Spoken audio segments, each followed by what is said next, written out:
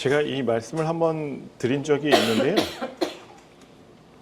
사실 믿음의 방향을 알기 위해서는 우리가 믿음이 무엇인지는 아는데 믿음의 방향을 어디로 잡아야 되는지를 저희가 한번 생각해 보면 좋겠다라는 생각이 들고, 제가 미국 가기 전에 이제 믿음에 대한 것들을 몇 번 더 하면 좋지만 그래도 여기까지만 해도 믿음에 대해서는 좀 괜찮겠다 싶은 마음이 들어서 준비하게 되었습니다. 기도하는데 여러분들 기도하면 응답이 맨날 오시나요? 아니면 안 오시나요? 많이 와요. 많이 오시나요? 저는 별명이 있는데요. 어떤 별명이 있냐면 아빠가 기도하면 다 죽어라는 별명이 있어요. 제가 기도하는 사람마다 다 죽는 거예요. 정말로 가서 좀 간절하게 기도하고 뭐 정말 울면서 기도해도 몇 달 안 돼서 뭐 며칠 안 돼서 사람들이 다, 심지어는 몇 시간 안 돼서 사람들이 다 그냥 떠나더라고요. 그래서 제가 이진영 사장님 그 처남 그 되게 아프다고 할 때도 제가 병원에 갔었는데 상태가 되게 안 좋은 거예요. 그러니까 제가 기도해야 되나 말아야 되나라는 생각이 먼저 들더라고요. 기도하면은 죽을 것 같으니까 정말 못 하겠는 거예요. 근데 제가 거기서 기도를 안 하는 것도 좀 그렇고, 그래서 기도를 하긴 했는데 낫게 해달라고 기도를 안 했던 것 같아요. 예, 이제 이분들과 함께 해달라고 이제 기도를 하고, 근데 제가 이제 돌아오면서 보니까 그 말씀을 그 다음날 제가 쓰긴 했는데 그 말씀을 쓰면서 느낀 게 뭐냐면 그 자리에서 울고 계셨던 분이 예수님이셨구나라는 생각을 하게 됐어요. 그리고 그분은 이제 그 다음날에 돌아가셨는데, 우리가 구하는 것들이 많죠. 근데 어떻게 구해야 되는지 한번 보도록 하겠습니다. 한번 읽도록 할게요. 시작. 구하여도 받지 못함은 정욕으로 쓰려고 잘못 구함이니라. 네. 우리가 못 받는 이유가 정욕으로 쓰려고 잘못 구함이다라고 얘기하셔요. 이기적인 것과 이타적인 게 있는데 이타적이지 않으면 다 이기적인 거잖아요. 성경에는 중간지대가 없어요. 그래서 나를 위해 쓰는 것은 정욕으로 쓰려고 한다는 것으로 봐도 될까요? 성경으로 보면은 그렇더라고요. 저희 가족이 출석하는 미국 교회에서는 저희 가족이 가기 전부터 매주 일요일 날 이제 컵라면이랑 커피를 저렇게 나눠줬었어요. 근데 이제 홈리스들한테 나눠주는데 이게 좀 그렇지 않나? 애들한테 라면 먹지 말라고 그러잖아요. 근데 가가지고 그거 라면 나눠주고 있으니까 양심상 그렇게 줄 수는 없더라고요. 코로나가 오고 나서 저희 교회와 함께 다른 봉사하던 모든 단체도 더 이상 홈리스 피딩을 안 한다고 하는 거예요. 이제 하려면 이제 제 돈으로 홈리스 피딩을 할 수 있기 때문에 처음에는 이제 105인분을 준비를 했었어요. 줄이 정말 쫙 서요. 그래서 이제 근데 규진이가 하도 많이 먹으니까 안 되겠다. 120분을 해야겠다. 이게 105인분이 처음에 나왔던 게 저희 5 식구가 일주일 동안 하루 3끼씩 하면 105끼가 돼요. 근데 규진이가 너무 많이 먹으니까 120끼를 준비해요. 왜 그랬냐면 내 이웃을 뭐라고 그래요? 내 몸과 같이 사랑하라고 그러잖아요. 그래서 몇 인분을 생각하다가 105인분이 되고 규진이가 더 먹으니까 120인분을 하고, 그러다가 질적으로 차이가 있을 수도 있겠다 해서 요즘은 150인분을 이제 하는 거죠. 근데 이게 코로나가 문제가 될 수 있지만 여기 보시면 저 수프인데, 예. 제 아이들과 제 처는 이 일을 멈출 수가 없었어요. 이게 하나님께서 명하신 말씀이라고 생각하니까 이 사람들이 아무도 봉사자들이 안 오기 때문에 저희라도 가야지. 이 사람들을 아침에 그 7시부터 저희가 나눠주는데 얼마나 추운지 몰라요. 겨울이라. 근데 이제 제가 이제 어느 날 자기 전에 말씀을 꼭 읽겠다라고 서약을 했기 때문에 그때 자는 시간이 1시였어요. 근데 저는 일요일 날 어떻게 되냐면 일요일 날 일어나서 수프를 끓여야 돼요. 5시에는 일어나야 돼요. 5시에는. 그런데 이제 기도를 하면서 하나님 저 5시에 깨워주세요로 제가 알람을 맞추고 있더라고요. 근데 알람을 맞추는데 이런 생각이 드는 거예요. 아니 하나님이 나를 못 깨워주시는 분이야? 우리가 생각은 쉽게 할 수 있어요. 그죠? 근데 그거를 믿음의 베팅을 하기는 힘든 거예요. 알람을 쓰면 100% 일어나는데 알람을 끄고 잤다가 만에 하나라도 어떻게 돼요? 못 일어나면 이 사람들 다 굶는 거고 저도 어떻게 되는 거예요? 저도 막 저희 가족들로 하나는 못 깨우고 아무도 안 일어나거든요. 제가 안 일어나면. 그런데 제가 새벽에 눈을 딱 떴어요. 그 시간을 딱 보니까 4시 58분이더라고요. 그리고 저는 알람을 끄고 잤을까요? 켜고 잤을까요? 끄고 잤더라고요. 끄고 잤더라고요. 그러니까 믿음이라는 것은 베팅이 필요해요. 믿음은 내가 믿음 하나님의 말씀대로 지켜서 행하기 위해서는 무엇을 걸어야 돼요. 근데 걸지 않고 내가 믿음을 지킨다는 것은 그건 의미가 없더라고요. 정말 내가 죽는 상황, 정말 안 되는 상황에 그 상황에 하나님께 믿음의 베팅을 한번 해봐야 돼요. 그러고 나서 지금까지 저는 한 번도 알람을 맞춘 적이 없어요. 깨워달라고 하시면 딱 그 시간에 깨워주세요. 예를 들어서 밤 11시에 자고 1시에 공항을 가야 돼요. 새벽 1시에. 아틀란타 공항을 가야 되는데 밤 11시까지 말씀을 보고 이제 1시엔 일어나야지 2시까지 말씀 보고 출발하는 거예요. 그런데 그때는 좀 마음에 왜냐면 비행기도 못 타, 뭐 렌트카도 반납 못 해. 되게 문제가 큰 거예요. 그 상황에. 근데 그때도 부담스럽죠. 그런데 그때도 하나님, 내가 하나님께 맡기기로 했으니까 이번에도 맡겨볼게요. 근데 그렇게 한두 번 하다 보니까 지금은 이제 깨워주시는 거에 대한 부담이 하나도 없어요. 어디 가나 잘 자고 어디 가나 제때 깨워주세요. 그러니까 제가 시차 적응을 안 하니까 이렇게 할 필요가 없어지니까 저희 아이들이 아빠는 왜 시차 적응 안 해? 나는 죽겠는데 이렇게 얘기를 하더라고요. 뭐 새벽에 5시에 일어나면 여기서 이렇게 가라지에서 수프를 끓이고 있는 거죠. 이 설교를 보면서. 저는 정말 아무것도 아닌 믿음의 베팅을 했지만 성경에 보면 정말 목숨을 걸고 믿음으로 베팅한 사람이 있어요. 한번 읽어볼게요. 시작. 한 문둥병자가 나와 절하고 가로되 주여 원하시면 저를 깨끗해 하실 수 있나이다. 네. 이 말씀에서 주여 원하시면이라고 얘기를 하잖아요. 예수님 마음대로 하라는 거예요. 원하지 않으면 안 고쳐도 된다는 거예요. 그런 게 어딨어요. 보통 저희는 어떻게 기도하죠? 제발 불쌍히 여겨주시옵소서 막 이렇게 얘기하잖아요. 그죠? 영어로 보니까 worship him 그랬더라고요. Lord if you are willing 하면서 다시 얘기해서 우리가 예배를 드린다는 것은 내 뜻이 중요하다는 게 아니라 누구 뜻이 중요하다는 거예요? 예수님 뜻이 중요하다는 거예요. 와, 저는 이 말씀을 보면서 뒤통수를 얻어 맞은 것 같아서 설마 이 사람이 계속해서 이렇게 얘기했을까 싶어서 마가복음을 봤어요. 마가복음도 똑같이 얘기하는 거예요. 가로되 원하시면 저를 깨끗하게 하실 수 있나이다. 누가복음을 봤어요. 똑같이 얘기하는 주여 원하시면 나를 깨끗하게 하실 수 있나이다 하나. 이 문둥병자의 요청은 잠시 제 자신을 돌아보지 않을 수 없었어요. 이 문둥병이라는 거는 그때 당시에 죽을 수밖에 없는 병이잖아요. 그죠? 언제 죽어도 손가락 떨어져 나가죠. 코 문드러지죠. 몸에서 냄새 나죠. 친구들 다 떠났죠. 같이 살지도 못하죠. 근데 이 사람이 뭐라 그래요? 주여 원하시면 이렇게 얘기를 하는 거예요. 근데 좋으신 하나님은, 예수님은 이렇게 얘기하세요. 예수께서 손을 내밀어 저에게 대시며 가라사대 내가 원하노니 깨끗함을 받으라 하신데 즉시 그의 문둥병이 깨끗하여진지라. 문제는 뭐냐면 예수님의 뜻과 우리의 뜻이 틀릴 때가 많이 있다라는 거예요. 어쩔 때는 주여 원하시면이라고 기도를 해도 안 들어주신다라는 거예요. 이지훈 사장님, 주여 원하시면 컨테이너 찾게 해주세요. 이렇게 기도하실 수 있어요? 못 하시겠죠. 이때 어떤 상황이냐면 저희 두 딸이 인도에 가 있었어요. 인도에. 제가 이 말씀을 새벽에 깨닫고 나서 인도가 되게 험악하잖아요. 특히 여자들한테. 근데 기도를 하는데 주여 원하시면 저희 딸들이 안전하게 돌아올 수 있게 해주세요. 라고 기도를 하는데 막 눈물이 막 떨어지면서 주체를 못 하겠더라고요. 내가 이렇게 하나님을, 예수님의 뜻을 모르는 사람인가라는 생각과 정말 우리 아이들에게 혹시나 만에 하나라도 문제가 생기면 어떻게 될까 싶어서 너무 마음이 안 좋은 거예요. 우리가 기도할 때 주여 원하시면 저 병 좀 낫게 해주세요. 주여 원하시면 저희 딸들 합격하게 해주세요. 주여 원하시면 오늘 안전하게 지내게 해주세요.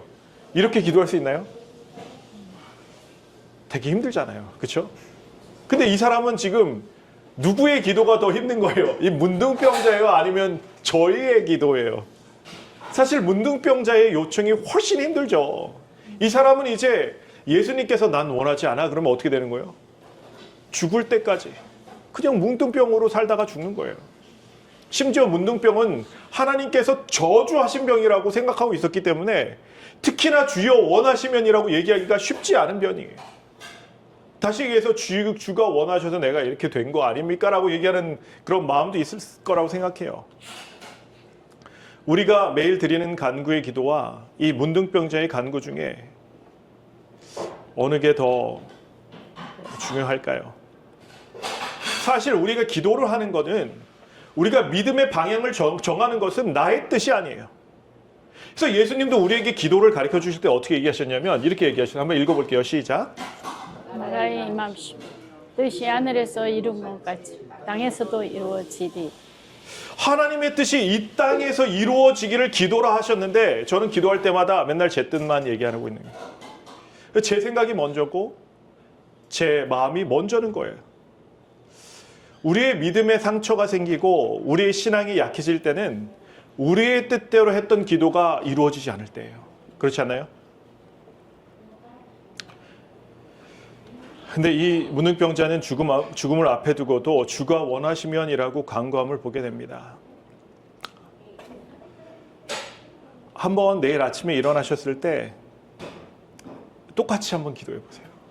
그럼 내가 정말 하나님을 믿고 있는지 믿고 있지 않은지, 하나님의 마음을 내가 알고 있는지 알고 있지 않은지를 되게 느끼실 거예요. 비행기를 타셨다고 생각해 봐요. 주여 원하시면 안전하게 도착하게 해주세요. 이거 기도 나올 것 같으세요? 그거 쉽지 않아요. 근데 믿음의 방향은 무엇이냐면 내 뜻이 아니라 예수님의 방향이어야 된다는 거예요.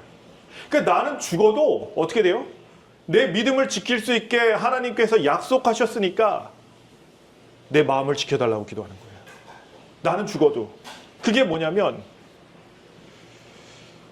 그게 믿음이더라고요. 그래서 성경은 이렇게 얘기해요. 한번 읽어볼게요. 시작.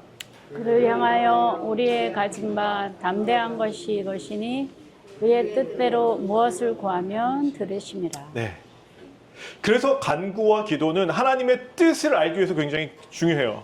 왜냐하면 내 기도가 많이 응답받고 있다면 내 뜻과 하나님의 뜻이 어떻게 되는 거예요? 많이 같아진다는 거예요. 그래서 기도하지 않고는 하나님의 뜻을 알 수가 없어요. 이 세상은 내 뜻대로 돌아가야 될까요? 아니면 하나님의 뜻대로 돌아가야 될까요? 하나님의 뜻대로. 사실 저도 가끔 복권 사고 나서 하나님 이거 좀 어떻게 좀 되면 안 될까요? 요번에 미국에서 이제 얼마요? 1조 4천억? 뭐 이렇게 됐다고 저한테 이제 빨리 애들한테 전화해서 복권 사라고 막 얘기를 하더라고요. 정태형이라고 지난번에 온 형이 형, 내가 해봤는데 안 돼. 왜냐하면 우리의 생각과 뜻은 매일매일 어떻게 해요? 바뀌어요. 그때마다 우리의 사랑하는 대상도 바뀌어요. 우리의 믿음의 가장 큰 적은 뭐라고 그랬죠, 제가? 시간이라고, 시간. 시간이 지나면 다 바뀌어요. 그래서 우리의 믿음의 시간이 지나면 약해지기도 하고 변하기도 해요. 그래서 변함없는 그분의 온전한 뜻대로 이 세상이 진행되어야 되기 때문에 우리의 믿음의 방향은 항상 그분의 뜻에 맞춰져 있어야 돼요. 우리의 간구는 이기적이고 좀 많이 타락할 때가 많은 것 같아요. 그렇죠? 그래서 다니엘은 이렇게 다니엘이 아니라 느부갓네살 왕은 이렇게 얘기를 하죠. 한번 읽어볼게요. 시작. 이는 순찰자들의 명령대로요 거룩한 자들의 말대로 곧 인생으로 지극히 높으신 자가 인간 나라를 다스리시며 자기의 뜻대로 그것을 누구에게든지 주시며 또 지극히 천한 자로 그 위에 세우시는 줄을 알게 하려 함이니라 하였느니라. 그래서 이 세상도 하나님의 뜻대로 왕도 세우시고 나라를 일으키셔야 하고 그분의 뜻이 이 땅에서와 이루어져야지만 하나님의 나라가 이 땅에 임할 수 있는 거예요. 그래서 하나님께서 이 나라를 인간 나라를 다스리신다는 이 말씀은 우리에게 엄청난 위로와 안위를 가져다 줘요. 사실은. 이재훈 사장님이 친해도 이재훈 사장님이 이 세상을 다스린다 저는 좀 불안할 것 같아요. 그렇지 않으세요? 예. 근데 광현 형 진짜 마음 좋은 형인데도 이 형이 다스린다고 하면은 형 잘 줬는데 좀 불안할 것 같아요. 다 퍼져요. 다 퍼지죠. 예, 맞아요.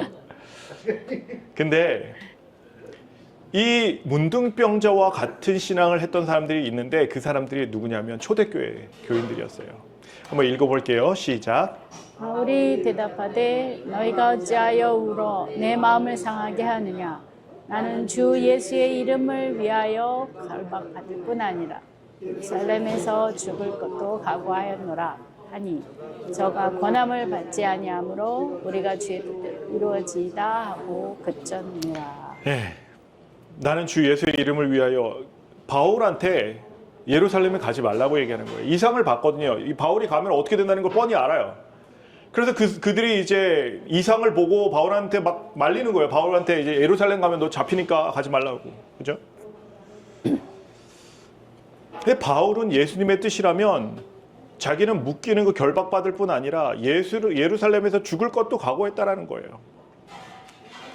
자기의 인생을 결정하는 분은 예수님이고 그분의 이름을 위하여 자기의 뜻은 내려놓겠다라고 지금 바울은 얘기하고 있는 거예요. 왜 바울은 교회를 생각하는 마음이 없었을까요? 그죠? 누구보다 교회를 많이 생각하니까 편지를 많이 썼잖아요. 이들에게 참된 목자로서 목사의 역할을 바울은 해야 된다라는 그런 사명이 왜 없었을까요? 근데 자신의 모든 생각과 자신이 생각하는 모든 가치관을 주가 원하시는 대로 내려놓는 거예요. 바울에게 예루살렘에 가지 말라고 말렸던 이 교인들도 하나님께서 보이신 이 미래의 사건을 보며 그들이 바울을 말리는 것이 하나님의 뜻이라 생각이 들었을 수도 있어요. 하지만 바울이 이렇게 고백하자 주의 뜻대로 나는 나의 미래를 맡기기로 했어라고 얘기하자마자 이 사람들 뭐라 그래요? 주의 뜻대로 이루어지다 하고 그쳤노라. 이제 더 이상 하나님의 뜻대로 되기를 원하기 때문에 자기들도 이제 더 이상 강권하지 않았다는 거예요. 시편 기자는 그래서 이렇게 고백을 하더라고요. 한번 읽어볼게요. 시작. 주는 나의 하나님이시니 나를 가르쳐 주의 뜻을 행케 하소서. 주의 신이 선하시니 나를 공평한 땅에 인도하소서. 나의 뜻이 중요하지 않다라는 것을 깨닫는 것, 하나님의 뜻이 내 삶의 표준이 되는 것, 그것이 곧 참된 신앙인의 자세고 예배하는 자들의 자세라는 거예요. 왜냐하면 주의 뜻대로 이루어지는 것이 곧 믿음의 길이기 때문에 그래요. 바울은 우리에게 이렇게 조언을 하더라고요. 한번 읽어볼게요. 시작. 그러므로 어리석은 자가 되지 말고 오직 주의 뜻이 무엇인가 이해하라. 내 뜻이 한 20%, 10%라도 남아있는 게 아니라 오직 누구의 뜻이라고요? 하나님의 뜻. 그래서 하나님의 뜻도 모르고 기도하고 하나님의 뜻을 모르며 간구하는 것은 뭐라고 하냐면 미련한 것이라고 얘기를 하는 거예요. 이 말씀은 반대로 생각해 보면 내 뜻이 무엇인지 너희가 알게 해줄게 라고 하는 약속일 수도 있어요. 그래서 우리는 주가 원하시면이라고 간구해야 되고 주의 뜻을 먼저 생각하고 주의 뜻을 받을 수 있는 믿음을 가진 사람들이 되어야 돼요. 주의 뜻이라면 삶이 아니라 죽음도 받을 수 있어야 돼요. 주의 뜻이라면 내가 간절히 원하는 것, 내게 없으면 너무나 힘든 상황이 온다 해도 내 고집이 아니라 하나님의 뜻대로 맡길 수 있는 마음이 있어야 되는데 그게 바른 신앙인 거예요.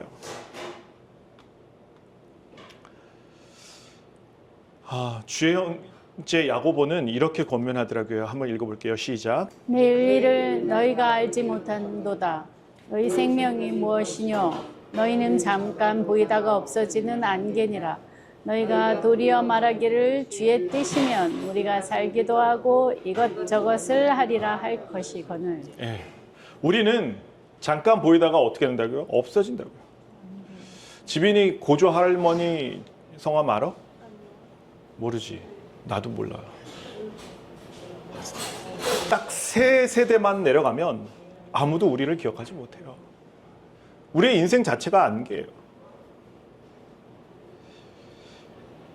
그러니까 우리의 신앙의 기준은 주의 뜻이어야 된다고요. 예수님은 어떻게 사셨죠? 이 세상에 계실 때 자기 뜻대로 하셨어요? 아버지의 뜻대로 하셨어요? 이렇게 얘기하시잖아요. 그렇죠? 내가 하늘로서 내려온 것은 내 뜻을 행하려 함이 아니요 나를 보내신 이의 뜻을 행하려 함이니라. 나의 마음이 중요하지 않다라는 거예요. 이 땅에서 하나님의 뜻이 이루어지기를 기도하라 하셨던 예수님, 우리에게 그 기도를 가르쳐 주신 것은 예수님 또한 아버지의 뜻을 첫째로 생각했기 때문에 그렇게 얘기하실 수 있는 거예요. 살다 보면 우리의 뜻과 하나님의 뜻이 항상 같은가요? 저는 정말 틀 때가 많더라고요. 하나님 요새는 기도도 안 해요. 미국 뭐 알아서 하세요. 보내시고 싶으시면 보내는 거고 내가 맨날 기도한다고 들어주지도 않고 10년 하니까 마음이 굳어지더라고요. 예. 가면 오고 싶진 않은데 그래도 와야죠. 어떻게 해요? 방법이 없죠. 근데 우리는 인간이니까 그렇잖아요. 근데 하나님의 뜻과 예수님의 뜻은 항상 똑같았을까요? 예수님께서 인간으로 오셨다는 것을 증명하는 게 있는데 하나님 뜻과 예수님의 뜻이 어긋나 보이기도 해요. 언제 그러냐면 이래요. 한번 읽어볼게요. 시작. 아버지여, 만일 아버지의 뜻이거든 이 잔을 내게서 옮기시오. 그러나 내 원대로 마옵시고 아버지의 원대로 되기를 원하나이다 하시니. 예수님은 자기의 원은 뭐래요? 이 잔이 옮겨지는 게 원이래요. 근데 아버지의 원대로 그래도 그냥 되기를 원한대요. 예수님이 이렇게 말씀하신 것은 예수님께서 정말 인간으로 오셔서 인간이 겪어야 하였던 그런 갈등이나 이런 것들이 두려움이 예수님 안에 있었다라는 거예요. 옮겨달라고 얘기하시잖아요. 근데 내 원대로 말고 예수님도 똑같은 거예요. 목숨 걸고 누구 뜻대로 되길 원한다고요? 아버지의 뜻대로. 예. 하나님과 예수님은 하나인데 오직 이곳에서만 뜻이 두 분의 생각이 다른 것처럼 보이더라고요. 아버지의 뜻과 자신의 뜻이 다름을 아마 처음 느끼시면서 두려우셨을 것 같아요. 그렇기 때문에 이 문둥병자의 고백 진짜 대단한 거예요. 주여 원하시면 저를 깨끗해 하실 수 있나이다 하거늘.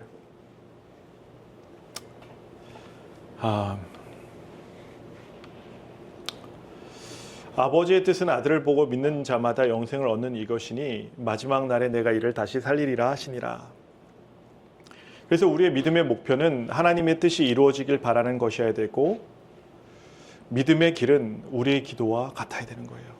믿음으로 말씀을 따라 사는 것은 이 문둥병자의 요청과 같은 요청을 우리가 가지고 있어야 돼요. 부사렐과 오홀리압 얘기 제가 한번 해드렸는데 기억나시나요 혹시요? 기억 안 나시나요?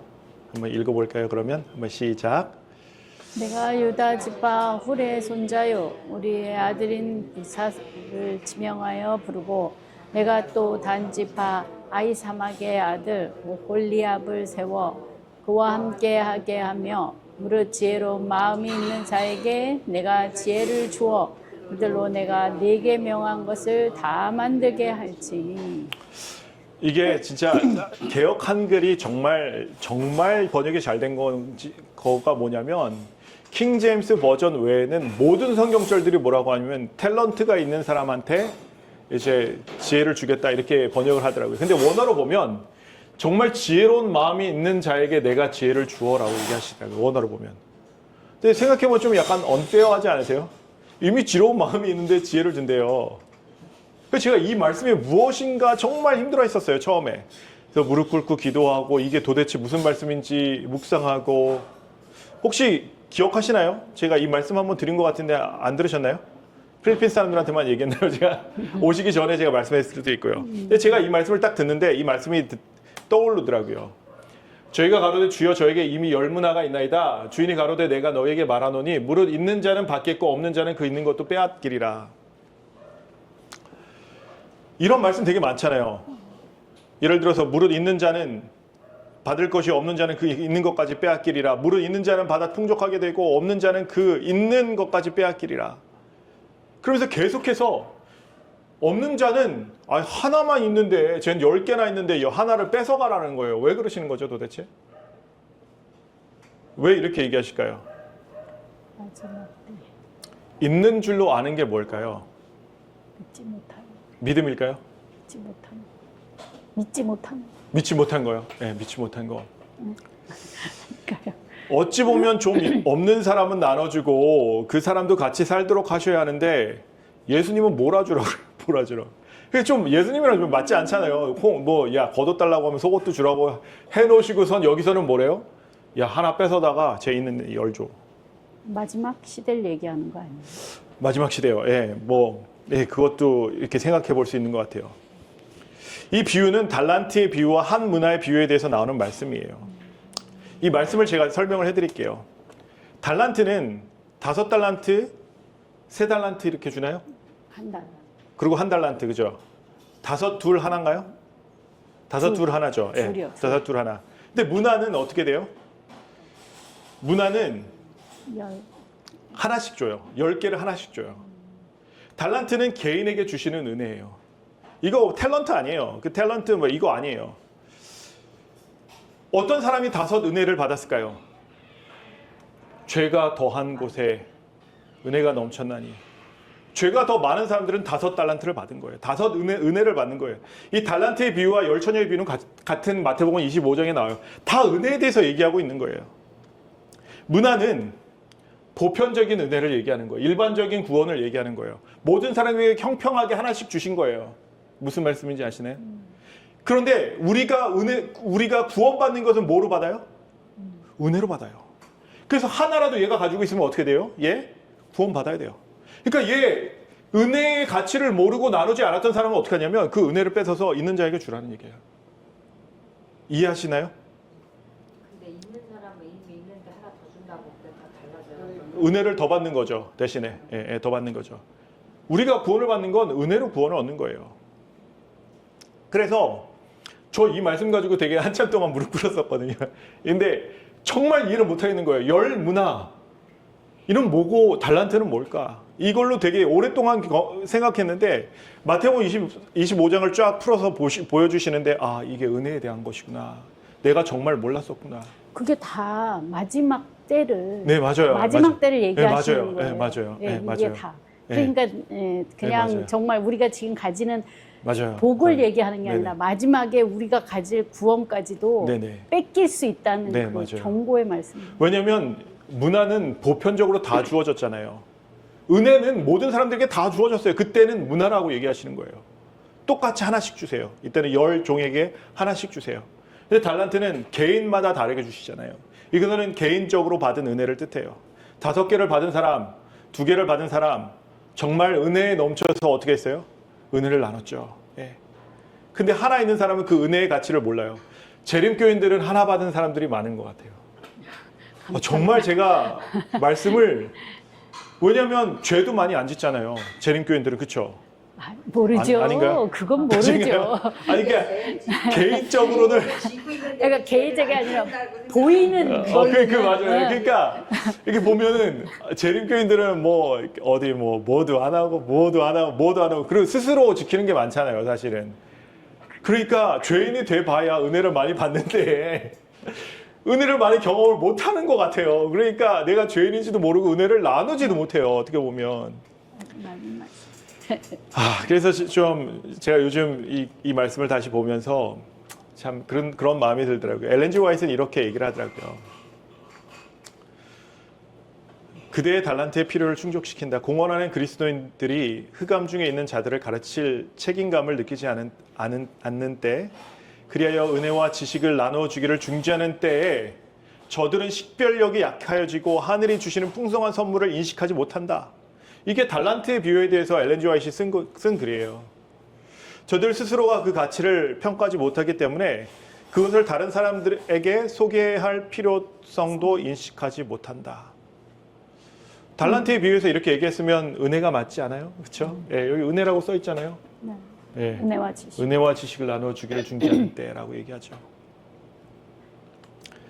우리가 구원을 받는 건 은혜예요. 은혜가 하나라도 있으면 어떻게 돼요? 구원받아야 돼요. 지혜로운 자, 아까 부사렐과 오홀리압에 대해서 얘기했는데 지혜로운 마음이 있는 자에게 지혜를 주신다라고 그랬잖아요. 그렇죠? 지혜로운 자에 대해서 막 찾아봤어요. 도대체 어떤 사람이 지혜로운 마음이 있는 사람인가? 성경에 이렇게 얘기하더라고요. 한번 읽어볼까요? 시작. 마음이 지혜로운 자는 명령을 받거니와 입이 미련한 자는 패망하리라. 마음이 지혜로운 자는 누구라고요? 명령을 받는 사람들이에요. 그러니까 부사렐과 오홀리압은 하나님께서 하신 게 그 사람들이 똑똑해서 선택하신 게 아니에요.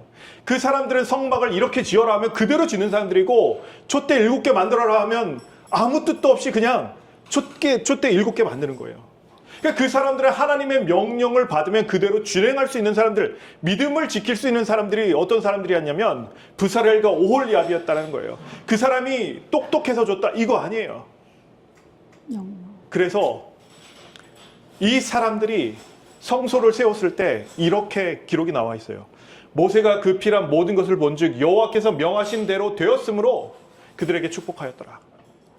그러니까 우리의 뜻대로 살면 우리가 똑똑하게 잘 살 수 있을까요? 아니, 우리의 뜻대로 살면? 아니면 하나님께서 명하신 그대로 살아야 더 똑똑한 걸까요? 그러니까 제가 이 말씀을 보면서 부사렐과 오홀리압을 지목하셨는데 그게 이 사람들이 더 똑똑해서가 아니었구나 라는 생각을 알게 됐어요. 지금도 하나님께서는 어떤 사람을 찾으실까요? 마음이 지혜로운 자. 마음이 지혜로운 사람이 누구라고요? 하나님의 명령을 받는 자들이에요. 그래서 예수님도 똑같이 말씀하셨잖아요. 그렇죠? 그러므로 누구든지 나의 이 말을 듣고 행하는 자는 그 집을 반석 위에 지은 누구라고요? 지혜로운 자라고요. 예. 이 사람들은 내 뜻대로 사는 사람들이 아니에요. 누구의 뜻대로 살아요? 아버지. 하나님의 뜻대로 사는 사람들이에요. 우리가 하나님의 뜻대로 믿음을 지키며 살 때 성경에서는 많은 사람들이 승리하며 복을 받은 것을 증거하고 있어요. 신명기 28장에도 보면 똑같이 써 있어요. 한번 읽어볼게요. 시작. 내가 내 하나님 여호와의 말씀을 삼가 듣고 내가 오늘날 내게 명하는 그 모든 명령을 지켜 행하면 내 하나님 여호와께서 너를 세계 모든 민족 위에 뛰어나게 하실 것이라. 여호와께서 명하사 내 창고와 내 손으로 하는 모든 일에 복을 내리시고 내 하나님 여호와께서 내게 주시는 땅에서 내게 복을 주실 것이며. 네, 이런 약속이 있잖아요. 그러니까 우리 머리에는 어떤 공식이 있냐면, 믿음의 공식이 있냐면 이런 공식이 있어요. 우리가 믿음을 잘 지키면, 하나님의 말씀을 듣고 지켜 행하면 복을 받고, 그렇죠? 예수님께 나아가게 되는 거야 라는 복을 생각을 하고 있어요. 맞아요. 하나님의 말씀대로 살면 결국에는 복을 받아요. 예를 들어서 나만 장군이죠. 그렇죠? 한번 읽어볼게요. 시작. 엘리사가 사자를 저에게 보내어 가로되 너는 가서 요단강에 몸을 7번 씻으라. 내 살이 여전하여 깨끗하리라. 그래서 나아만이 어떻게 했냐면 7번 몸을 잠그니 그 살이 여전하여 어린아이의 살과 같이 깨끗하게 되었더라. 하나님의 말씀을 듣고 지켜 행하니까 이렇게 복을 받았다라는 거예요. 그죠? 그래서 하나님의 명령을 지키고 그들이 나가서 싸우면 어떤 일이 일어났었냐면 천인이 내 곁에서 만인이 내 우편에서 엎드러지나 이 재앙이 내게 가까이지 못한다고. 그러니까 재앙이 막 내릴 때 사람들이 다 죽어도 누구는 산다고요? 나는 산다고요. 이런 말씀만 있는 게 아니에요. 이 말씀도 있어요. 한번 읽어볼게요. 시작. 내가 물 가운데로 지날 때에 내가 함께할 것이라. 강을 건널 때에 물이 너를 침몰치 못할 것이며 내가 불 가운데로 행할 때에 타지도 아니할 것이요 불꽃이 너를 사르지도 못하리니. 이 약속을 다니엘의 세 친구는 믿었던 거예요. 그래서 그냥 하나님의 말씀대로 우상에게 절하지 말라고 하니까 그냥 목숨 걸고 불 쏘고 들어간 거예요. 예수님께서 어떻게 하셨어요? 같이 있으셨잖아요. 그죠? 그 끝에 예수님이 서 계셨다고요. 근데 문제는 우리가 믿음을 지켜서 말씀대로 다 행할 때 항상 복만 있는 게 아니라는 거예요. 이 믿음을 가지고 가서 예수님께 나아갈 거라고 생각하는데 이렇게 결과가 나오지 않을 때가 더 많다고요. 더 많은 경우 우리가 믿음을 가지고 예수님께 나아가지만 이런 일을 당한다고요. 죽음, 고문, 고통, 사고, 질병, 파산까지도 우리가 가지게 된다고요. 근데 이런 것들이 앞으로 우리에게 닥쳐오는데 그러면 우리는 이런 어떤 결과가 올지 모르고서도 믿음을 지킬 수 있겠냐고요. 오늘 기도하는 것 자체도 내 뜻대로 해달라고 기도를 하는데 하나님의 뜻대로 이루어지기를 바란다라고 예수님은 기도를 가르쳐 주셨는데 우리는 지금 믿음의 연습과 싸움을 하고 있냐고요.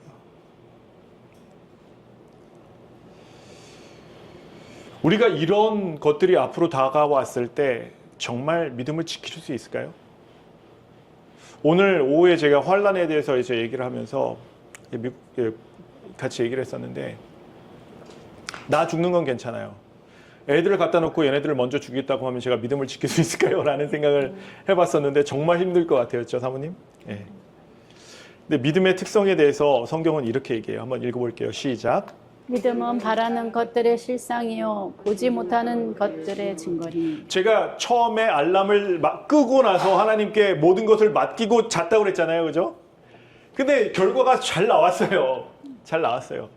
그러니까 저는 이렇게 말씀드릴 수가 있는 거예요. 증거할 수도 있는 거예요. 근데 이런 것들은 사실 이런 것들은 무슨 일이 일어날지 못하지만 증거로 우리가 받아들이는 거예요. 결국에는 어떻게 된다고요? 우리가 믿음을 지킬 때 죽음, 고문, 고통, 사고, 질병, 파산이 있지만 보이지 않는 예수님께서 그 끝에 서 계신다라는 것을 알고 있는 거예요. 그러니까 이런 것들이 지금 당장 온다고 해도 그 뒤에 있는 누구를 바라볼 수 있는 거예요? 예수님을 바라볼 수 있는 거예요. 그래서 이것에 대해서 성경절은 뭐라고 얘기하냐면 선진들이 이로써 증거를 얻었다라고 얘기해요. 믿음으로써 증거를 얻었다라는 거예요. 다 몰라도 내가 다 죽어도 이 끝에는 누가 계신다고요? 예수님이 서 계신다라는 거예요. 그래서 성경은 이렇게 얘기하고 있어요. 한번 읽어볼게요. 시작. 이 사람들은 다 믿음을 따라 죽었으며 약속을 받지 못하였으되 그것들을 멀리서 보고 환영하며 또 땅에서는 외국인과 나그네로라 증거하였으니. 믿음을 따라서 어떻게 했다고요? 결국에 다 죽었대요. 근데 약속도 받지 못했다는 건 뭔 얘기일까요? 야, 너 이 다니엘 세 친구한테 예수님께서 그러셨을까요? 야, 들어가 봐. 내가 거기 있을 거야. 약속하셨을까요? 약속 없었어요. 너 내일 순교할 건데 순교하기 바로 전에 내가 너 구해줄게. 이런 약속하셨을까요? 안 했다고요. 그냥 믿음 따라서 죽은 거예요. 하나님 말씀을 듣고 지켜 행하면서 다 죽은 거예요. 약속도 못 받았어요. 근데 왜 이 사람들은 죽을 수 있었을까요? 그 믿음 안에 예수님께서 동행하고 계시는 것을 이 사람들이 알았기 때문이에요. 예. 그래서 우리가 믿음을 지키는 것은 참으로 쉽지 않아요. 이런 결과가 오면 정말 좋은데 대부분 이런 결과가 온다는 거예요. 거기서 그 복이라는 단어가요. 네. 우리는 네. 알지만 보통 사람들은 복을 나 잘 되게 해주세요. 맞아요, 우리 맞아요. 자식 달게 해주세요. 네. 이걸 가지고 복을 네. 비니까 예수님이 안 보여요. 거기까지 맞아요, 보일 수가 없는데 맞아요. 우리는 영생이라는 복을 주신다는 그 복을 받았기 때문에 내 앞에 놓인 맞아요. 어려운 일들을 맞아요. 사모님. 하는 것 같아요. 그래서 맞아요. 그거 바라보는 시점의 그 차이인 것 같아요. 맞아요. 예, 맞아요. 이 사람들 좀 전에 사모님께서 말씀하신 그 성경절이 어디냐면 이 말씀이에요. 한번 읽어볼게요. 시작. 죄송합니다. 네, 제가 지금 사모님이랑 얘기하다 보면 앞서가네. 예, 이게 제가 왜 쓸데없이. 이런 말씀을 드리냐면 바울이 고린도전서랑 이제 골로새서 이런 말을 하더라고요. 내가 육체로서는 떨어져 있지만 영으로서 너희와 함께 있다라고 얘기를 해요. 이 얘기가 무슨 얘기인 줄 아세요? 내가 지금 육체로는 떨어져 있지만 영으로서 너희와 함께 한다라고 얘기를 해요. 무슨 얘기일까요? 눈으로는 안 보이지만 눈은 안 보이지만 영으로는 함께 있는. 네. 그러면서 근데 그 얘기를 그 사람들한테만 하신 걸까요? 아니면 우리한테도 얘기한 걸까요? 우리에게도 적용. 우리가 한 영에 있을 때, 성령이라는 영에 있을 때 성령은 장소도 상관없고요, 시간도 상관없고요. 근데 그 영 안에 있을 때 우리가 누구한테 배우냐면 한 성령 안에서 배워요. 그 성령께서 알려주시는 것을 우리가 성령으로 하나가 된다고요. 그러니까 몸은 떨어져 있어도 한 영으로서 똑같은 말씀을 같이 배운다고요. 그러니까 이렇게 얘기하잖아요. 아무도 너희를 가르칠 필요가 없다라고 얘기를 해요. 왜 그럴까요? 한 성령 안에 있을 때 똑같은 결과, 똑같은 스승이 가르치시는 거예요. 그러니까 똑같은 거예요. 그래서 제가 생각하는 거나 사모님이 생각하시는 거랑 똑같을 수밖에 없는 거예요. 이게 말씀은 연결이 돼야 돼요. 그 생각이 같이 나와야 돼요. 왜냐하면 그 생각을 주시는 분이 같은 성령 안에서 하시기 때문에 그래요. 그래서 엘렌 G 화이트가 쓴 글과 이제 그 성경에 있는 말씀들을 풀어서 그 쓴 글과 이렇게 보면 똑같아요. 이 사람들이 왜 이렇게 믿음을 따라서 죽을 수 있었냐면 본향 찾는 것을 나타냄이라고요. 자기네들에겐 영생이 있는 저 본향이 있었다라는 거예요. 거듭난 사람들에게는 지구가 홈이 아닌 거예요. 하나님을 위해서 죽을 수 있는 사람들은 그 사람들의 홈은 어디냐면 하늘이라고요. 하늘이라고요.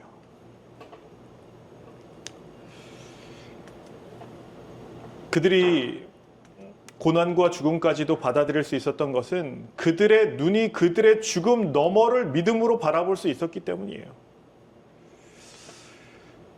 제가 이 말씀을 오늘 사실 다른 말씀으로 전했는데 저도 이 말씀을 잘 못 깨닫고 있다가 예전에 쓴 글인데 오늘 그 말씀을 이 필리핀 사람들이랑 나누면서 저를 가르쳐 주시더라고요. 하나님께서 그 말씀이 무엇이 네가 쓴 말이 뭔지 내가 알려줄게 하면서 알려주시더라고요.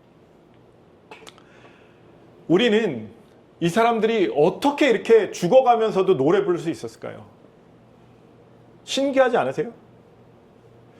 이렇게 각시대 대쟁투에 보면 막 사람들이 이제 불에 몸에 타면서도 막 하나님을 찬양하고 죽거든요. 근데 제가 그거를 몰랐어요. 근데 환난 중에 어떤 약속이냐면 내가 너희와 함께 하겠다는 약속이 있더라고요. 우리가 환난을 받을 때 누가 같이 해주신다고요? 하나님이 같이 해주신대요. 그래서 우리에게 어떤 힘을 주시냐면 우리 마음을 지킬 수 있게 변하지 않게 하나님께서 붙들어 주신대요. 그러니까 이 사람들이 아프지 않았던 거예요. 이 사람들이 찬양할 수 있었던 거예요. 왜요? 그들의 마음을 누가 붙들고 있어요? 하나님이 붙들고 계신 거예요. 언제요? 이 사람들이 결정했을 때. 그러니까 야곱의 환란이 있다고 해서 옛날에 막 모래주머니 가지고 뛰었잖아요. 근데 그 시간에 누가 우리와 함께 해주시냐면 환란의 시간에 하나님께서 우리와 함께 해주셨다는 약속이 있더라고요. 그러니까 그것 때문에 이 사람들이 버틸 수 있었던 거예요. 그것 때문에 이 사람들이 어떻게 했었냐면 믿음의 눈으로 멀리를 바라보고 이 사람들이 그 고난 가운데 기쁨으로 참여할 수 있었다고요. 하나님께서 가장 기뻐하시는 것이 있다면 우리가 믿음을 가지는 거죠. 그 믿음은 예수님이시고 그 믿음대로 산다는 것은 주님의 뜻대로 산다는 거예요. 하나님께서 이렇게 얘기하시죠. 한번 읽어볼게요. 시작. 여호와의 말씀에 내 생각은 너희 생각과 다르며 내 길은 너희 길과 달라서 하늘이 땅보다 높음같이 내 길은 너희 길보다 높으며 내 생각은 너희 생각보다 높으니라. 여기서 생각은 마샤바라는 단어예요. 마샤바. 이 마샤바는 계획을 뜻하기도 해요. 그러니까 계획이라고 보면 내 계획은 너희 계획과 다르다고요. 제 계획은 뭐냐면 미국 가서 애들이랑 같이 사는 건데 제 처도 좀 만져가면서 살고 싶은데 죽겠는 거예요. 아주 이제 그 막 저의 모든 청춘은 여기서 날아가고 있고 벌써 50 됐잖아요. 이제 40살부터 50살까지 거의 이제 같이 할 수 있는 시간을 여기서 그냥 보낸 거죠. 그런데 우리의 생각보다 하나님의 생각이 높다라고요. 그러니까 우리가 아무리 그래도 하나님은 한 평생인데 이거 좀 너무하지 않아요? 그래서 믿음을 지킨다는 것은 뭐냐면 나의 계획이 아니라 하나님의 계획에 동참하겠다라는 뜻이에요. 내 뜻이 아니라 내 인생을 내 뜻대로 살겠다라는 게 아니라 누구의 뜻대로 산다고요? 하나님의 뜻대로. 우리가 믿음을 지킬 때 약속은 주어지지 않아요. 죽음과 고문과 고통과 사고와 질병, 파산 이런 것들로 우리에게 믿음의 결과가 주어질 때도 많아요. 복, 행복, 병 고침, 기적 이런 거일 수도 있어요. 성경은 둘 다 보여주고 있거든요.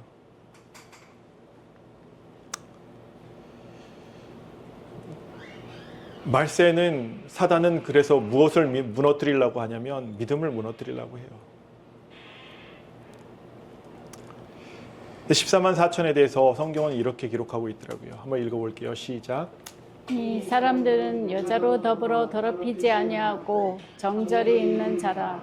어린 양이 어디로 인도하든지 따라가는 자며 사람 가운데서 처음 익은 열매로 하나님과 어린 양에게 속한 14만 4천은 어린 양이 어디로 인도하든지 따라가던 사람들이래요.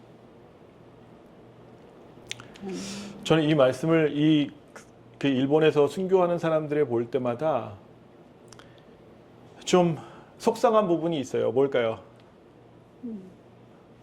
혹시 여러분 요 그림에서 속상한 거 안 보이세요? 십자가 하나가 비었죠.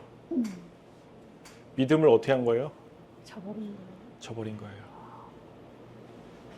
믿음을 포기한 거예요.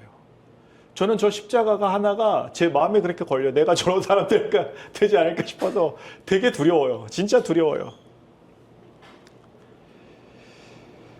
포기한 사람은 이 땅에서의 생명을 포기하고 싶지 않았을 거예요. 영생을 바로 앞에 두고 영생을 버리고 이 땅에서의 생명을 챙기는 거죠.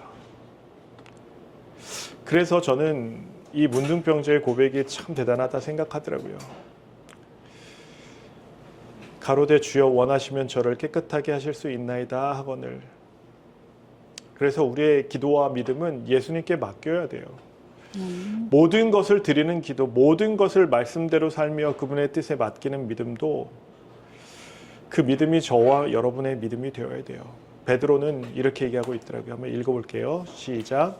믿음의 결국 곧 영혼의 구원을 받음이라. 영혼은 생명으로 이해할 수 있어요. 믿음의 결국 곧 생명의 구원을 받음이라 라고 베드로는 얘기하고 있어요. 여기서 생명은 이 땅에서의 생명일까요?